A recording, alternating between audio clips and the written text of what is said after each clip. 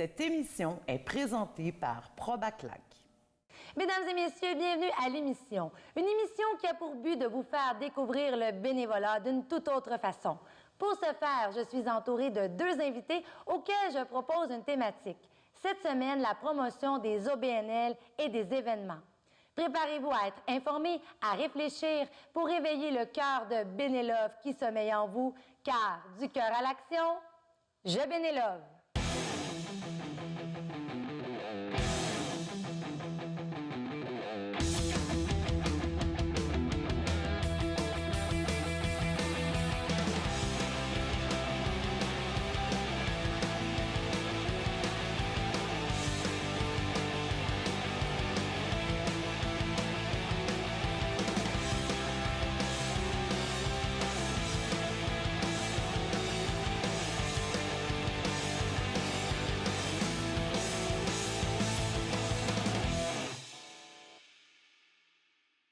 Véronique, Steve, je suis vraiment contente de vous recevoir sur notre plateau aujourd'hui. On parle du bénévolat autrement, puis pour commencer, on va parler de vous. Vous êtes les deux dans les médias. Vous avez eu plusieurs postes. Véronique, tu es relationniste de presse. Steve, animateur professionnel, gestionnaire.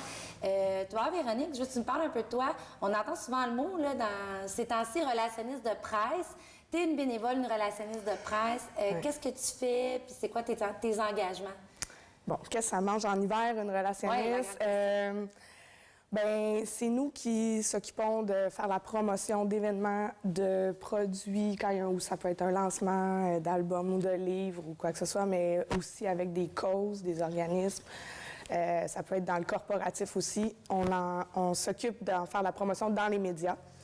Donc, de faire connaître notre produit ou notre client pour avoir un maximum de visibilité, d'entrevues, dans les télés, radios, journaux, sites web, blogs. Fait qu'il faut toujours être à l'affût aussi de toutes les nouvelles plateformes qui naissent ou qui meurent. Oui, parce que votre métier est en évolution, est en changement. Ouais. Les médias se transforment. On aime beaucoup Facebook, Exact. mais nous, je pense que ça nous donne mal aux cheveux.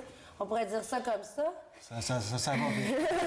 On va s'en faire. Oui, puis toi, Steve, t'es animateur de radio, on t'a vu, tu fais plein de choses, on entend ta voix, probablement, on ne sait pas que c'est toi. Ouais. Mais parle-nous de toi, parce que tu as vraiment un métier passionnant, puis tu portes plusieurs chapeaux. Fait que j'aimerais ça que tu m'en parles un petit peu. Rapidement, moi, je suis tombé dedans quand j'étais petit. Alors, dès l'âge de 6 ans et demi, je faisais des voix hors champ à la télé, donc je fais du doublage. De fil en aiguille, j'ai étudié en théâtre, je suis comédien, je continue de faire du doublage, la voix hors champ, tout ça. Je suis parallèlement, depuis une vingtaine d'années, animateur à la radio. Je travaille partout à Montréal, à l'extérieur aussi. Et parallèlement, j'ai fait mes études en gestion des affaires. Donc, ça m'a amené à faire de la gestion des affaires. L'entreprise, j'ai eu mon entreprise aussi pendant une vingtaine d'années. Alors, j'ai pas mal chapeauté aussi. Je me suis collé pas mal aux médias aussi. Et en lien avec ce que tu disais, c'est vrai que ça va vite aujourd'hui avec les réseaux sociaux, tout ça. Il faut être à l'affût. On n'a pas le temps de regarder quelque chose, une nouvelle, qu'elle est déjà rendue sur les médias sociaux. Alors, il faut réagir rapidement aujourd'hui parce que la vie va excessivement. C'est une course contre la montre. Là. Quand on sait qu'il y a une nouvelle qui sort, il faut quasiment, OK, on met en pause la chanson, par exemple, on va la dire parce qu'on veut être... On peut plus dire maintenant qu'on peut être le premier à annoncer une nouvelle. On pourrait... non, je pense que c'est la façon de la livrer, je pense, qui fait toute la différence, la façon de livrer le message, puis d'être à l'affût. Puis en même temps, il faut apprendre à gérer ça parce que, tu sais, on avait des vies de fous avant. Si on continue dans nos vies de fous qui sont encore plus accentuées aujourd'hui, on va mourir tout le monde. Non, c'est ça. Puis les deux, c'est une passion qui vous anime jeune. Puis souvent, dans le métier des communications, de la musique, dans d'autres émissions, j'en ai parlé, vous, le bénévolat, ça a dû rentrer dans votre vie assez rapidement. Parce que, est-ce que vous êtes d'accord que pour commencer dans votre métier, est-ce que vous avez fait du bénévolat pour commencer? Oui, moi, j'en ai fait avec des amis musiciens pour les aider à trouver Je fais aussi du booking de spectacles parallèlement, donc trouver des spectacles par-ci, par-là. J'ai aidé à des carrières. C'est pour ça que tu jouais dans l'instrument, tu étais pour nous faire quelque chose. Hein? Ben non, je les aidais à faire des démarches pour leur carrière parce qu'ils ne savaient pas où aller. Puis tu le faisais bénévolement pour les aider à se propulser. Et aussi, en sortant de l'université, j'ai commencé à travailler dans des organismes communautaires parce que c'était aussi un angle qui m'intéressait. J'étais passionnée des communications, mais aussi des causes. Donc, c'est sûr qu'en s'impliquant dans un organisme, oui, j'avais un poste rémunéré, sauf que on fait beaucoup de levées de fonds, on fait beaucoup d'événements qui vont prendre plus de temps. Vous faites hors ça, des vous heures. êtes payé un montant puis vous donnez plus d'heures. Ça peut arriver. Je pense que ça arrive régulièrement. Oui, c'est ça. Donc, mais on le fait par passion, on le fait parce qu'on croit à la cause. Puis ça m'arrive encore aussi en ce moment de travailler, d'avoir des clients organismes communautaires ou différentes causes. Puis, Oui, parce qu'ils se payent des relations de presse. Parce que c'est quand même l'angle de l'émission, là, tu l'amènes, les OBNL, les événements, ils payent des gens pour qu'on parle d'eux. On est-tu obligé de faire ça?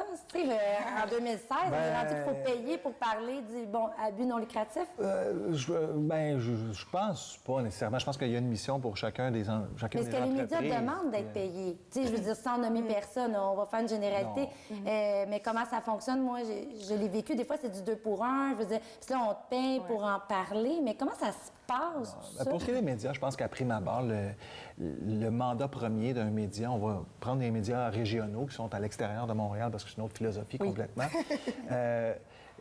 On a une mission, tu sais, de se connecter avec notre communauté automatiquement. Donc, la radio, puis je dis la radio, mais c'est les journaux, puis ça englobe tous les médias, tout confondu, doivent s'impliquer, puis c'est le mandat. Tu sais, je veux dire, Ça fait partie de la mission d'entreprise. Bien, absolument. Okay. C'est dans le top 5 des lois à respecter quand tu es en entreprise, puis en médias surtout.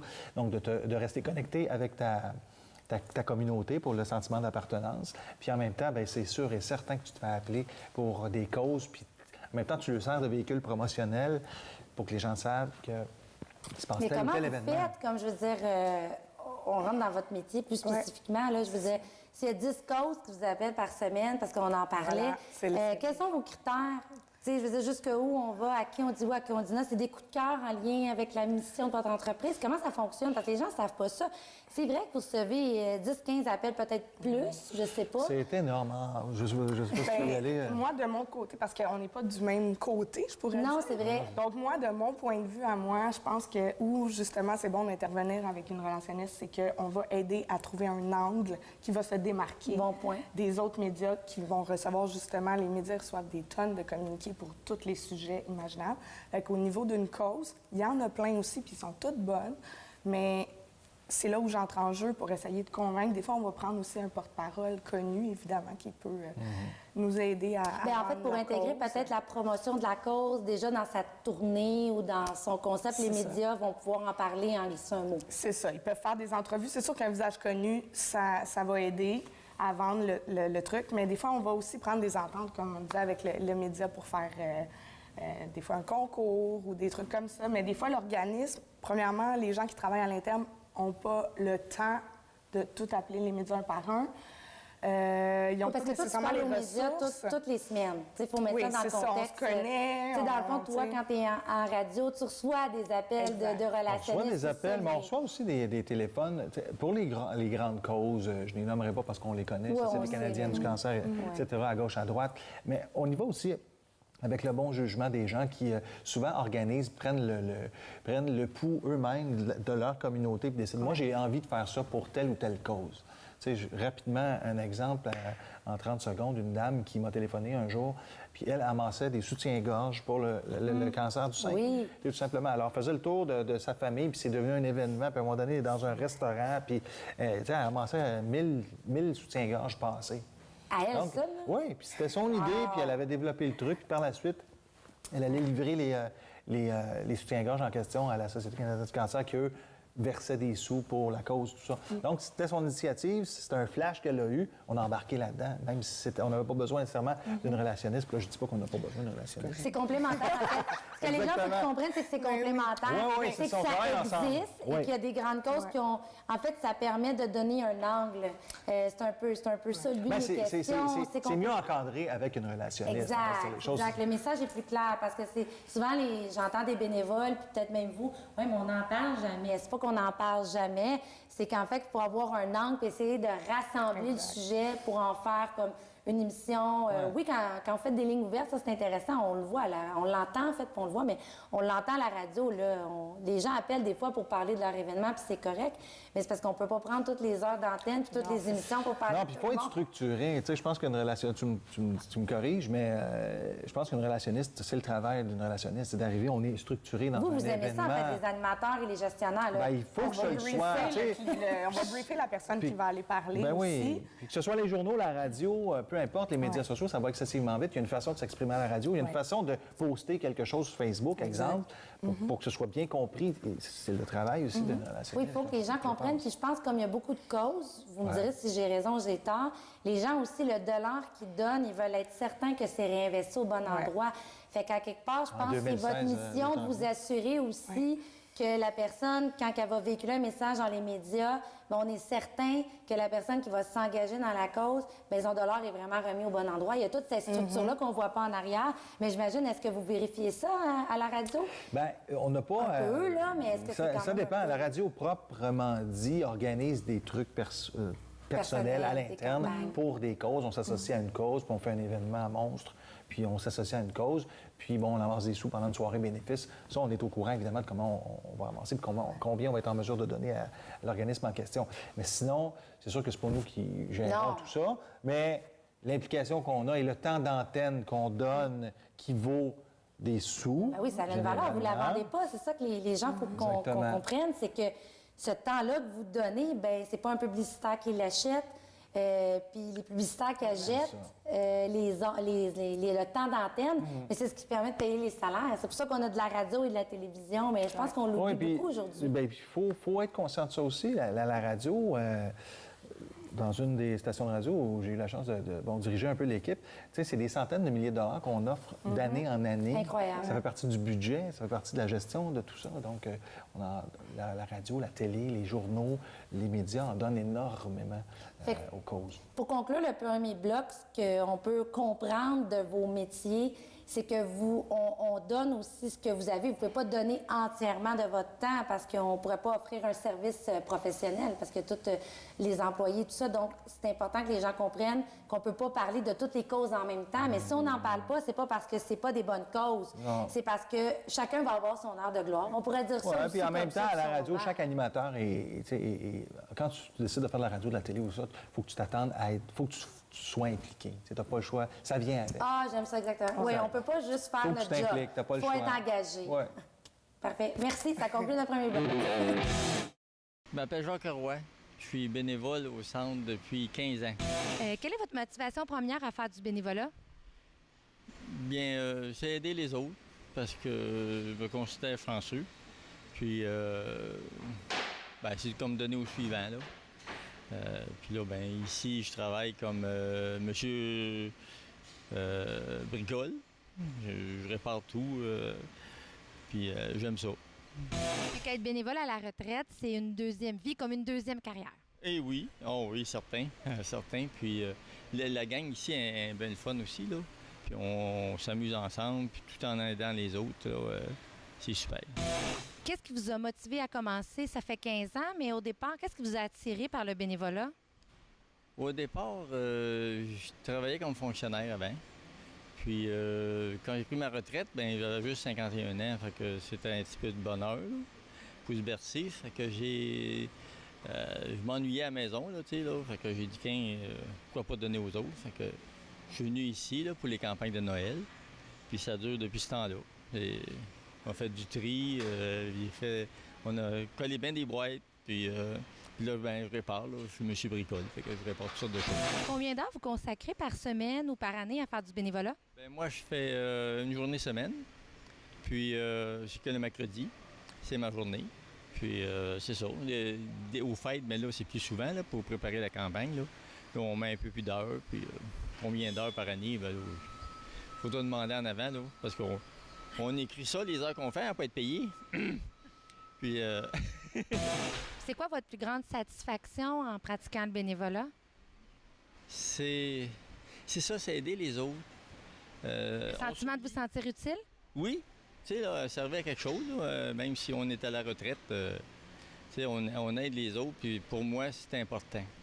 Tu sais, prendre ta retraite, te retrouver chez vous à rien faire, t'es pas utile à personne, non. Pas pour moi, en tout cas. Merci beaucoup. Ça me fait plaisir. C'est ma partie préférée de l'émission, mon bloc où on se challenge. Je vous donne des chiffres. C'est un petit peu pour connaître votre niveau de connaissance en matière de bénévolat, mais je veux boy. surtout... Un quiz. Ah, mais vous en connaissez plus que vous pensez. Puis c'est surtout pour connaître votre opinion. Puis aussi, je vous connais quand même bien, donc je sais comment vous impliquer. Tout d'abord, est-ce que vous savez combien il y a de bénévoles au Québec? Combien de personnes sont engagées? On a-tu le droit de se consulter? Engagé ou pas? Tu dis engagé, Vraiment mais engagés, là, qui bénévolement. font du bénévolat, qui donnent de leur temps. Ça représente 2,4 millions de personnes Wow. qui sont engagées. Puis même si le chiffre est gros, je veux votre opinion là-dessus, on est quand même une des provinces où on donne le moins. Est-ce que ça vous surprend? Parce qu'on a l'impression que les Québécois, on est super généreux. Je connais la réponse, là. Mais je veux votre opinion là-dessus. Selon, si on se fie juste aux chiffres, on est quand même dans celle qui donne le moins. C'est de la façon... oui, qu'est-ce que vous en pensez de ces chiffres-là? Bien, moi, je suis plus ou moins surprise. Bien, en fait, moi, je trouvais que c'était beaucoup, là. Mais si on est dans les provinces qui donnent le moins, on dirait que des fois, le bénévolat, faut le mettre un petit peu plus à la mode parce que c'est pas sexy. Tu sais, c'est comme, on voit ça comme c'est les personnes Mais ça, c'est le but de âgées, l'émission, retraitées. c'est Ben, d'intéresser c'est ça. les gens, là. Ben, en fait, des fois, on a l'impression que c'est les personnes âgées qui, à la retraite, qui font du bénévolat, puis parce qu'on n'a pas le temps, on n'a pas X raisons, puis donc, je suis plus ou moins surprise. OK. Moi, je suis surpris du nombre. Pas tant du nombre, mais 2,5 millions, ça, je vis bien avec ça. Mais là où je suis surpris, c'est vraiment que la province qu'on donne le moins, ça me surprend Ouais. tellement. Quand il y a des télédons, des ci, des ça, Ouais. on entend les Québécois sont tellement généreux, puis tu me surprends énormément. Oui, bien moi, ça m'a touchée. C'est pour ça que j'ai décidé de me mobiliser puis d'en parler. Parce qu'en fait, ce qui arrive au Québec, c'est qu'il y a 25 des bénévoles qui font 75 des tâches bénévoles. Donc, si on prendrait 10 bénévoles dans la même pièce, on verrait qu'il y en a qui sont impliqués dans 3-4 causes. Ce qui fait qu'on comptabilise, tu sais, un bénévole va comptabiliser 4 tâches. Mais là, le bénévolat s'essouffle, il est en chute actuellement parce que justement, les bénévoles en font beaucoup, mais on n'en a pas tant que ça, puis on n'en parle pas qu'on manque de ressources Mais bénévoles. je pose la question, est-ce que ça comprend les gens qui sont assis dans leur salon, qui n'ont pas nécessairement le temps de s'impliquer parce que vie de famille, le travail, boulot, dodo, tout ça, mais qui vont quand même donner leurs 5 Faire des à cause- dons. J'en viens dans l'autre réponse. Ah! En fait, Moi, je suis un petit peu on voit posé la question. l'expérience. On voit l'expérience. En fait, c'est que quand je parle de 2,4 millions, là, c'est sûr que c'est en temps.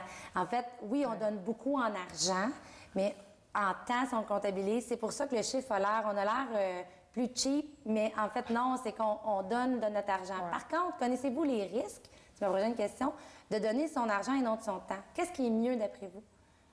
Si je vous pose, quelqu'un me pose la question, c'est mieux que je te donne une pièce ou c'est mieux que je te donne une heure, d'après vous? Je sais pas. Bonne question. aller La là-dedans. première question que Non, mais j'ai en tête. ouais. Je te donne le choix, là, demain matin. Je te dis, Véronique, d'après toi, c'est-tu mieux que tu donnes une heure ou c'est mieux que tu donnes $1? Bien, je te dirais que ça doit être propre à chacun, là, mais c'est sûr que l'argent, des fois, on a entendu des choses que l'argent allait pas. Ouais, elle se rend pas directement à la T'sais, cause. ou il y a eu des organismes qui étaient plus ou moins... douteux, ouais. Fait que, tu sais, peut-être qu'il y a des gens qui pourraient trouver ça un peu risqué. Fait que toi, t'es 50-50. Tu dis que c'est aussi important l'un que l'autre. Bien, les deux sont importants pour OK. une cause. Je pense que c'est important d'avoir autant de la main-d'œuvre que des sous.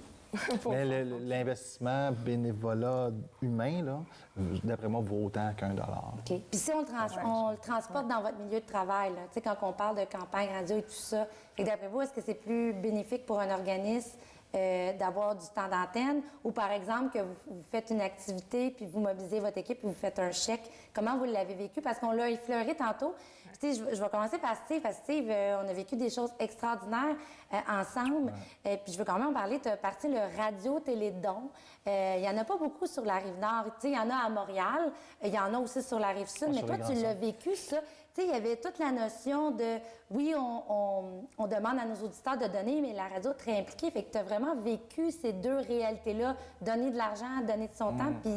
Bien, il est clair que tout dépend de la cause, tout dépend où est-ce qu'on s'implique, dans quelle cause on s'implique. c'est sûr que quand on parle de fondations d'hôpital, on a travaillé les fondations Oui, des hôpitaux, tout ça. Là, ouais. exactement. Tu sais, ça coûte des sous, l'équipement coûte cher, donc il faut amasser des centaines de milliers de dollars, on s'entend. Donc le dollar est très, très, très important. De Madame X qui écoute chez elle, puis qui va directement se faire soigner à ce centre-là, ou peu importe. Puis en même temps, la radio lui parle, lui dit hey, oublie pas, viens donner ton Mais c'est une notion d'éducation oui, que vous absolument. avez. ça. Et je pense, en lien avec ça, que, puis ça, c'est peut-être un autre point qu'on pourrait regarder, parce que ça travaille là-dedans, mais tu sais, d'inculquer, parce que tu l'as dit tantôt, c'est vrai que la population est vieillissante. C'est vrai qu'on associe beaucoup le bénévolat aux gens qui sont retraités, aux gens qui font plus rien, qui font ça pour se désennuyer. Mais de plus en plus, je vois, puis tu étais bien placé pour nous dire, à savoir si les petites familles, en impliquant les enfants, puis tu sais, même à l'école, une espèce de, pas de cours, mais d'apprentissage, d'initiation au bénévolat, ni plus ni moins, où c'est important de donner. C'est important. Pourquoi c'est important de donner, de s'impliquer, toi? Juste donner, c'est ça, pas attendre de faire notre tâche ménagère puis de recevoir le dollar que... Non, puis ça part jeune. Tu sais, moi, mon fils, là, à chaque année, on prend des jouets qui ne savent plus, on va les Exactement. on les Oui, amène puis aux enfants tu l'amènes dans les activités de Noël. Je l'ai vu, ton garçon, Ouais, mais tu monsieur l'amènes, tu le partout, sensibilises. Oui, mais c'est important, tu le sensibilises au don de soi puis à s'impliquer, à sortir de chez lui. Puis c'est un bon point que tu marques dans les écoles, mais pour en lien avec ton point, vas-y donc, je veux savoir ton opinion. Pour en revenir à ta question, je pense que le temps d'antenne est très important aussi, gratuit, le temps donné là, d'un média, parce que non seulement, il faut ramasser les piastres par piastre, mais le temps d'antenne, il va apporter peut-être encore plus d'argent amassé après. Pour promouvoir l'événement. Exact. Puis on va aller rejoindre plus de gens pour les sensibiliser à la cause, puis qui vont peut-être être portés eux-mêmes à donner. Les campagnes de levée de fonds, s'il n'y a pas de promotion autour, des fois, c'est plus difficile d'aller chercher c'est vrai que c'est plus difficile. Voilà. Je vais pour ma paroisse. Là, je vais vous donner d'autres chiffres. Je veux revenir sur le conflit des générations, juste votre opinion. Bien, j'appelle ça le conflit parce que, oui, il y a un conflit, puis je vais vous expliquer comment ça se passe parce que tu as apporté le point. Mais en fait, quand on injecte $1, quand on fait un don de $1, savez-vous comment ça génère de capital social, de capital social? Parce qu'on parlait, est-ce que c'est plus important de donner de l'argent ou du temps? En fait, quand on injecte $1, ça génère $4 de capital social. Fait que le dollar que vous donnez va générer $4 en service. Là. Fait que le dollar est important. C'est énorme, ouais. Et le temps, ce qui arrive actuellement, puis pourquoi c'est important de donner son temps, même si on donne de l'argent. Moi, je dirais que je suis un peu mitigée entre les deux, puis c'est intéressant dans votre opinion, c'est que le temps, ce qui arrive, c'est que les organismes manquent de ressources bénévoles. Et ce qu'on fait pour remplacer un bénévole, on engage. Je suis pas contre la création d'emplois, c'est pas ça. C'est juste que là, les organismes manquent d'argent parce qu'ils n'ont pas de bénévoles, ils n'ont pas de ressources, ils ont besoin de matériel. Donc, le fait d'avoir plus de gens impliqués qui donnent de leur temps va peut-être venir régler le problème d'argent. Vous voyez la roue qui tourne? Fait que ça, c'était ça le but de ma question. Ça va tout ensemble. Oui, ça se tient exactement. Puis là, tu disais, on n'est pas payé quand on fait du bénévolat ou quoi que ce soit. Je m'excuse, mais la paye est là. Tu sais, de voir quelqu'un avec les étoiles dans les yeux parce que tu as apporté peu importe quoi. C'est très valorisant. Les banques alimentaires. Oui, exactement. Les banques alimentaires, tout ça, de donner à quelqu'un, puis de rencontrer aussi la personne qui est dans le besoin, puis de serrer la main, puis tu regardes, je donne ça. Ça, parce que vous êtes dans le conflit, vous le vivez, vous, dans votre quotidien. Je veux dire, la paye est là automatiquement. Ouais. Automatiquement, ça vaut énormément. Puis dans tout ce que vous avez fait, tu me parlais de ta dame qui ramassait des soutiens-gorge. Tu sais, votre coup de cœur, ce que vous avez vu, peut-être, je suis juste curieuse de savoir là, dans votre métier, là, qu'est-ce qui est un gros coup de cœur là, qui vous a fait sentir comme « Oh mon Dieu, j'aime ça donner », quelque chose qui vous a marqué? Y en a-tu un? Peut-être pas, peut-être pas plus qu'un autre? Moi, j'ai vécu une situation, je travaillais, comme je disais au début de ma carrière, je travaillais dans le communautaire, je travaillais chez Moisson Montréal, pour ne pas les nommer. À la fin de ma journée, j'étais à la réception. Donc, à un moment donné, quelqu'un qui appelle. Moisson Montréal, son but, c'est de donner aux organismes. On amassait de la nourriture et des denrées pour redonner à plein d'organismes. Mais il y a une famille qui a... En fait, c'est la police qui a appelé parce qu'il y a une famille, le père de famille volait dans les épiceries pour être capable de nourrir ses enfants. Il a dit, pouvez-vous faire quelque chose? Bien, nous, normalement, on donne à des organismes, on ne donne pas concrètement aux familles, mais venez, on va vous faire un panier, puis on va aller le porter. Fait que quand la police est venue chercher un panier de denrées, on a donné des couches pour le bébé, puis tout ça. c'est fait, OK, ça, c'est ça pourquoi je suis là et j'ai un salaire, mais je travaille des fois les fins de semaine pour aider à empaqueter les trucs, tout ça. OK, on vient de nourrir une famille pour une semaine. C'est comme, je m'en souviens encore et ça fait 10 ans. Moi, j'ai des frissons quand tu me parles de ça. Tu sais, quand tu es rendu à voler, parce qu'on pense que la pauvreté n'est pas là, mais je pense que le visage de la pauvreté a changé. Puis on peut tout être confronté dans des épisodes dans notre vie. C'est pas parce que ça va bien que tu peux pas avoir des périodes. Fait que c'est... Et la police a choisi, au lieu d'arrêter le qu'est-ce qu'ils papa, ont fait? ben tu sais, il aurait pu l'arrêter parce que ça faisait 3 fois qu'il se faisait prendre à l'épicerie à voler.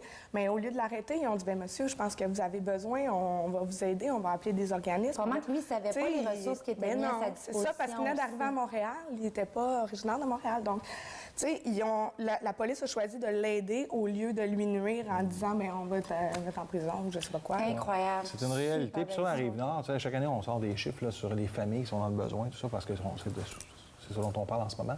Mais des gens qui mangent pas dans le temps de Noël, tout ça, puis c'est pas juste dans le temps de Noël, à l'année. Oui, parce qu'on donne Les aussi gens qui dans sont le pas temps des capables, fêtes, mais j'avoue, c'est à l'année qu'on a besoin. Les enfants qui s'en vont à l'école, ils s'en manger le matin. tu sais. J'ai la pensée, à chaque fois que je fais mon lunch, le lunch de mon fils le matin qui s'en va à l'école en première année, j'y mets ça, puis je regarde sa boîte à lunch, je me dis... C'est drôle, j'ai cette pensée-là ce matin, moi. Il me semble qu'il y en a trop. tu sais. Je me dis, puis là, j'ai tout le temps la pensée de dire qu'il y a des enfants qui s'en vont sans rien dans la boîte à lunch. Puis là, je ferme la boîte à lunch. Tu sais, alors, c'est un problème criant. Puis, grâce à des organismes comme ça, Moisson Montréal, j'ai été porte-parole pour Moisson Rive-Sud, Moisson Rive-Nord. Oui, c'est vrai. Je veux dire, on jase avec des familles, des gens qui sont véritablement dans le besoin. Puis de s'impliquer, là, je veux dire. Il y en a vraiment plus qu'on pense en plus à côté de nous, là, des familles qui en ont besoin. Vraiment. Fait que l'idée, c'est de s'engager, de vivre, de prendre le temps aussi de regarder autour de soi. Puis les chiffres, j'espère que vous allez les partager. C'est l'objectif de ce bloc-là en vous challengeant, c'est d'en parler et que les gens les connaissent. Alors, je vous remercie d'avoir joué le jeu. Et continuez à faire vos belles actions. Vous êtes très inspirants. C'est vraiment un privilège pour moi de vous avoir reçu aujourd'hui. Merci de l'invitation. Merci. On s'en va souvent donner les chiffres, on s'en va distribuer des chiffres. Ah, c'est bon!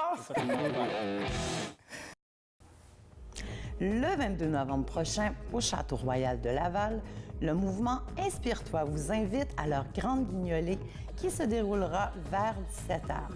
Vous serez invité à déposer des denrées non périssables. À la suite de cette guignolée, vous pouvez assister à l'événement Inspire-toi, soyons le changement. Lors de cette conférence, vous serez porté par l'énergie présente dégagée par un auditoire de plus de 1300 personnes. Vous aurez accès aux conférenciers Chantal Lacroix, Jérémy Demé et Jérémy Brétinière. L'objectif est de rendre accessible et gratuit pour tous l'information et les connaissances justes à propos de l'esprit humain et de son potentiel. C'est maintenant le moment de vous présenter notre bénévole de la semaine, Donald Blais.